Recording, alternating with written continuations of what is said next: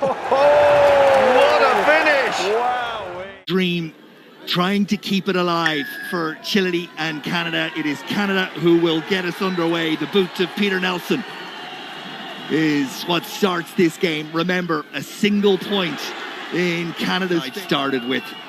Can they execute from here? Howard goes and finds Bailey, and they go to the maul. Goes down at the front. Referee keeps the arms out. No penalty coming. Still open play. Howard still has it at the back. Vigilani gets himself in and adds some pretty strong forward momentum. It should be there for Brodie. Scrum half, 2 tries last week, really influential. The man born in last week. There's no reason to believe it won't be very tight again. No bonus points on offer, just the prize of continuing on a Rugby World Cup journey. And Nelson Didas is met on the gain line. Little pass off to Saavedra, and it's there once more for Torrealba. Kick in behind from Fernandez. This one is going to be contestable, but it's dealt with really well by the experienced Parfrey. Now the chance for Santiago Videla to cancel that out and reduce the overall score to where we started, a point lead for Canada. And the flags go up with the cheering. The Canadian forwards back with 5+1. Well, whatever plan they had has surely gone out the door, as the ball is back on their side, but not in the manner in which they would have liked, as Torrealba sets Chile on their way again. Scrum half, he's all action. A little hole in the Canadian defence, and it's almost exploited as Saavedra crashes up. Ball slow coming back. It's back on the Canadian.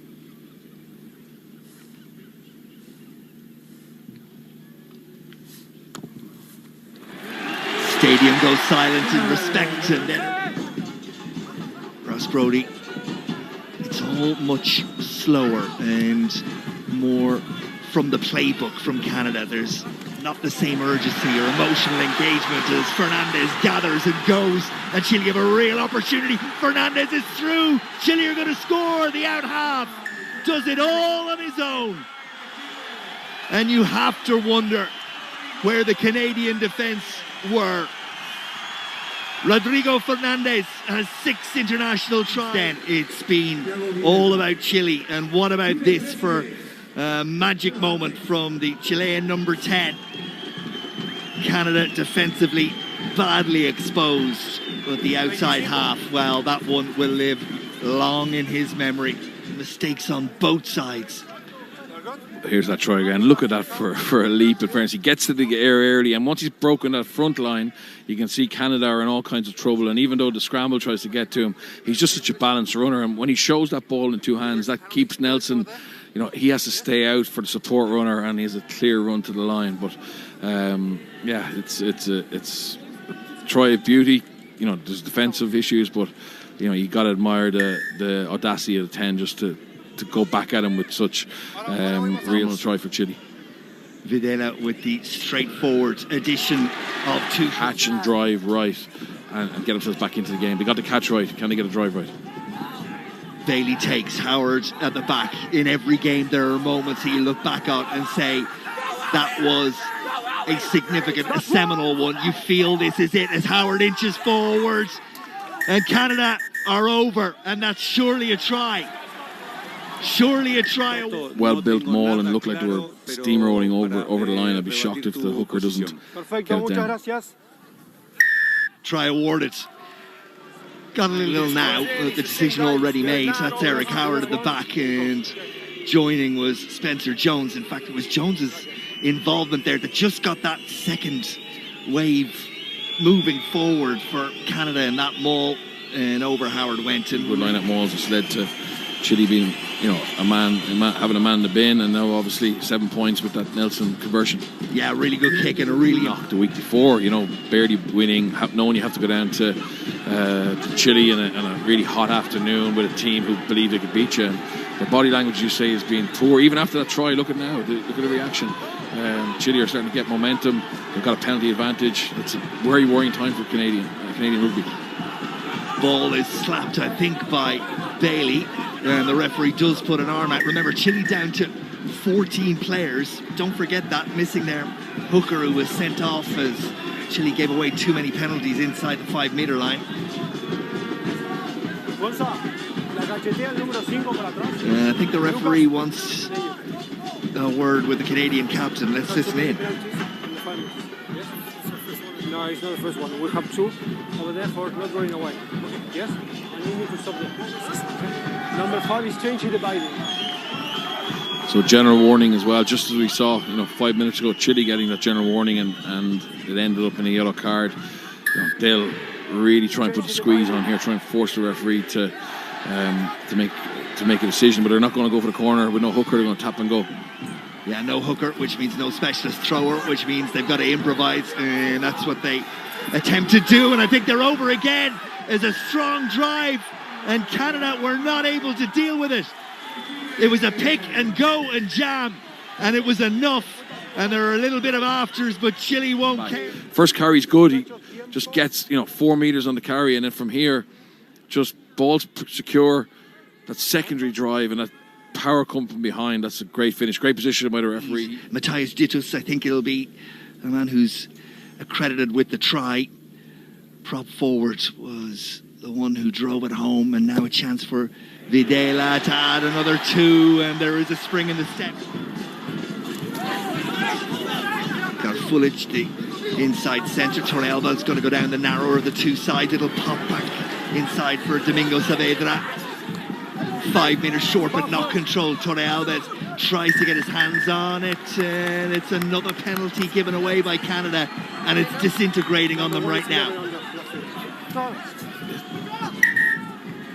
Like this, but they're going to get a man in the bin now. Canada or Chile have a penalty 5 yards out, but it's the ability of Chile to find holes, and we saw an inside pass there again, causing problems for Canada's defence.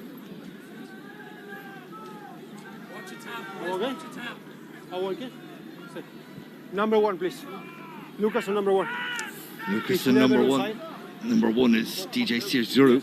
But he's never on side. Okay? That's it. And they've taken the team warning, and now they're going to take the yellow card. The referee consistent. Last week in Langford, this week in Valparaiso, and it continues to be, and it's another 3 points. Bailey rises high. Chile don't contest, but on towards the line.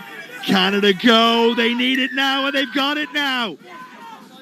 Over they go. Just go to the area that they've been dominant in. Good line out. Really good body height. And that's the shift towards the touchline. And just there, really patient. When he sees that, he gets it down. Quattrand the sub hooker. Big kick for Nelson here. Huge kick for Nelson. I'm not sure that Lucas Rumble wasn't underneath the hooker, but maybe we'll get another look at it. That's a terrific kick, and right, so it'll be interesting if that continues now, and can they disrupt the Chilean ball? Yeah, they've got a shove on.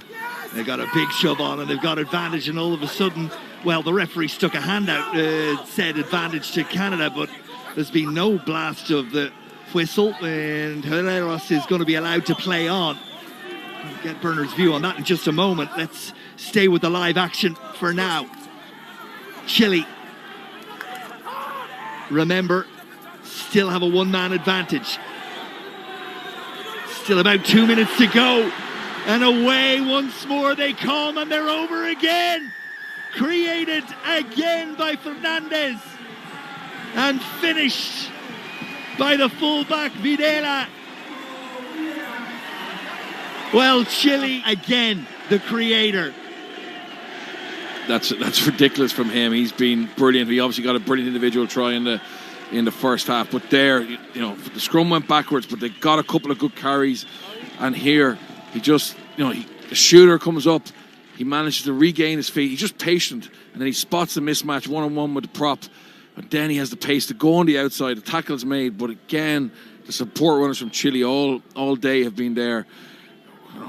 Yeah, Matt Tierney won't want to see that again. But Fernandez, he's been so elusive with ball in hand. And crucially, Bernard, he's picked his moments, and he picked them well. Yeah, absolutely. A World Cup. Obviously, Chile, if they win this, have still got another game to play. But he's just really stolen, the limelight. We head towards the final minute.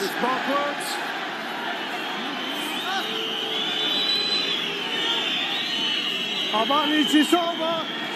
advantage over. They've stretched the Chilean players and defence, and they will get in again. It's Lloyd who gets over. To go, it's not going to be enough, and you can hear the Chilean fans, you know, starting to celebrate. It's sinking in now. It's reality. It's not a dream anymore. Well, the flags go up, and it's 33 points to 24, but it matters not. Look at those faces. Listen to those cheers. It's a wonderful moment for the Chilean rugby side. They move on. Canada, unfortunately, their journey ends. The final score at the Estadio Elis Figueroa in Valparaiso in Chile is Chile 33, Canada 24. And the truth is, the better